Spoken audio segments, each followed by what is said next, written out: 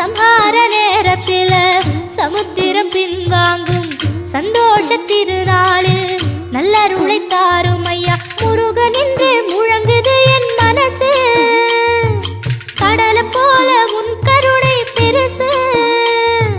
உப்பு காத்து ஊத காத்து சுட்டும் கடலு கரைய பார்த்து சத்தியமா கோயில் கொண்ட சுப்பையா எங்க குப்பத்துக்கு குலவிளக்கு நீ ஐயா. திருச்செந்தூர் ஆண்டவனே வேல் முருகா தினம் உனக்கு நன்றி சொல்வோம் மால் மருகா. திருவடியில் தவம் இருப்போம் திருமுருகா. தீர்ப்பெழுதி